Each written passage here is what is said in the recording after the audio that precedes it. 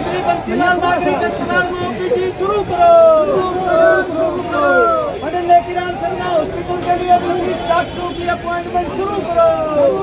ये भी कहेंगे कि जहां भी जो भी कोई चौधरी बंसीलाल जी को चाहने वाला है और जो भिवानी का भला चाहता है, उन सबको इस बात की मांग उठानी चाहिए।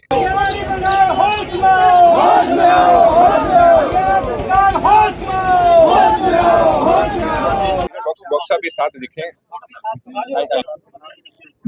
मुख्य रूप से दो बातों को लेकर हम आज मुख्यमंत्री महोदय के नाम हम आज ज्ञापन हमारे डीसी साहब के माध्यम से देने जा रहे हैं, जिसमें से जो पहली बात है वो ये है, पहला मुद्दा ये है, जो चौधरी बंसीलाल नागरिक अस्पताल है, उस अस्पताल में अभी सुविधाओं का बुरा हाल है। ओपीडी बंद हो रखी है, लिफ्ट नहीं चल रही है और आम आदमी को, भिवानी की जनता को, जो भी मरीज हैं उनको बहुत तकलीफ हो रही है।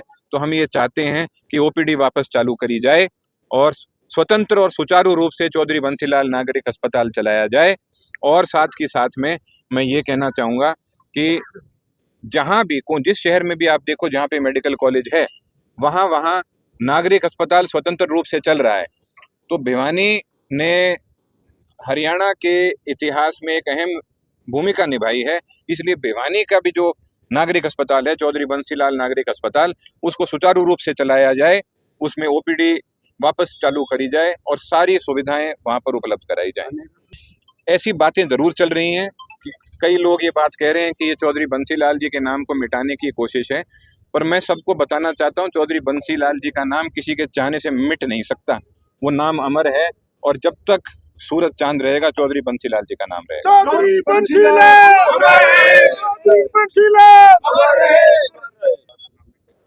मेरी चाची जी और मेरी बहन श्रुति को जो कदम उठाने हैं वो फैसला उनको करना है।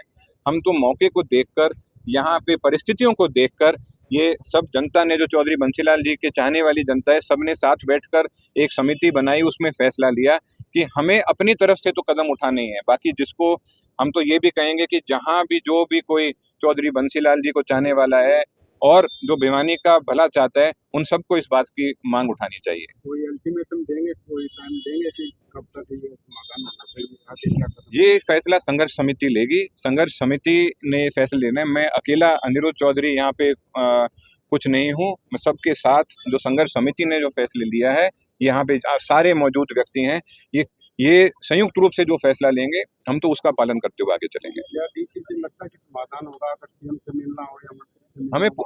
हमें पूर्ण रूप से विश्वास है कि कोई भी व्यक्ति, देखो, प्रधानमंत्री नरेंद्र मोदी जी जब भिवानी जिले में या भिवानी महेंद्रगढ़ पार्लियामेंट कॉन्स्टिट्यूएंसी में आते हैं, तो उनके भाषण में हमेशा चौधरी बंसीलाल जी का नाम होता है। और आप अगर देखें तो भारतीय जनता पार्टी की आज के दिन अगर दिल किसी में बसता है तो नरेंद्र मोदी जी में बसता है। तो शायद किसी की भी अगर ये कोशिश हो तो वो कहीं ना कहीं जो प्रधानमंत्री जी की जो कथनी है उसमें कहीं ना कहीं रुकावट डालने का काम कर रहा है। और शायद मेरे ख्याल से माननीय मुख्यमंत्री जी को ये चीज बर्दाश्त नहीं होगी, तो इसलिए ये काम जरूर होगा। मुख्यमंत्री या पीएम से मिलना पड़ा तो क्यों नहीं मिलेंगे? मिलना पड़ा, जिससे मिलना पड़ा मिलेंगे। भाई कितने सभामणि बोलनी पड़ी, वह भी बोलेंगे। देखो, प्रधानमंत्री जी भी राम मंदिर जाके धोख मारते हैं, तो भगवान का सहारा तो हर कोई लेता है, हम भी लेते हैं। तो हम तो सभामणि का सहारा, बाबा गुलाबगिरी जी का सहारा, शिव जी का सहारा, शिव जी का दिन है, हनुमान जी का सहारा, देवी माँ का सहारा, हम तो सबका सहारा लेके चलते हैं। तो मैं तो ये इस तरह बताना था कि वहां जाना पड़ा तो हम तो भगवान के दरबार में भी जाएंगे। इस चीज के लिए हम अपना काम करा के रहेंगे।